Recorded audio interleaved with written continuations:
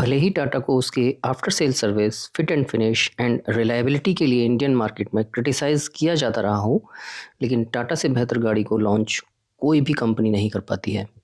और टाटा की सिएरा एक बार फिर इंडियन मार्केट में धमाल मचाने आ रही है। ये गाड़ी इंडियन मार्केट में 25 नवंबर 2025 को लॉन्च होने जा रही है। आइए पहले जान लेते हैं टाटा सिएरा की इंडिया में क्या हिस्ट्री रही है।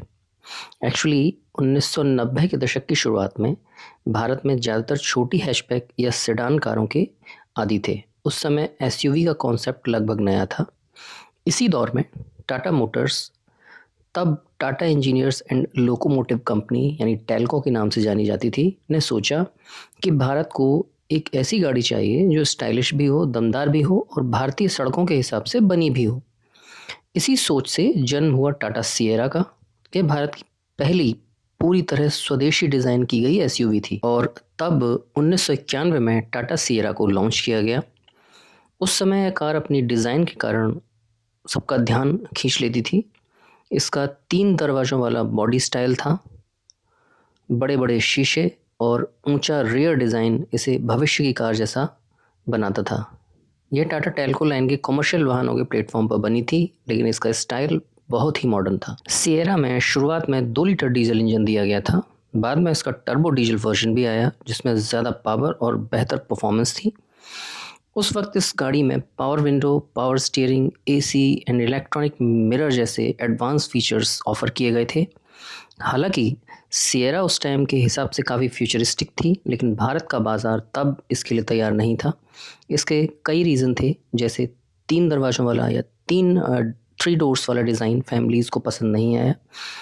न्यू टेक्नोलॉजी की मेंटेनेंस भी काफ़ी महंगी थी और उस समय एसयूवी का क्रेज़ उतना नहीं था जितना आज है, और इसी के चलते 2000 के आसपास सिएरा का प्रोडक्शन बंद कर दिया गया। लेकिन जनवरी 2025 ऑटो एक्सपो में टाटा मोटर्स ने एक बार फिर सबको चौंका दिया। कंपनी ने ऑटो एक्सपो में टाटा सिएरा का इंटरनल कंबशन इंजन यानी आइस इंजन और ईवी कॉन्सेप्ट पेश किया, और अब टाटा सिएरा को आइस इंजन के साथ 25 नवंबर 2025 को प्रोडक्शन मॉडल के रूप में लॉन्च किया जाएगा और ईवी कॉन्सेप्ट को फेब 2026 में लॉन्च किए जाने की उम्मीद है। अब बात कर लेते हैं इस नई नवेली सिएरा के एक्सटीरियर और इंटीरियर के बारे में। तो लार्ज पैनोरामिक सनरूफ कहें या टाटा वालों ने पूरी रूफ को ही कांच का बना दिया है, बिकॉज़ हम भारतीयों को कार्स में कुछ मिले ना मिले लेकिन सनरूफ ज़रूर मिलनी चाहिए, जिसका टाटा ने बखूबी ध्यान रखा है।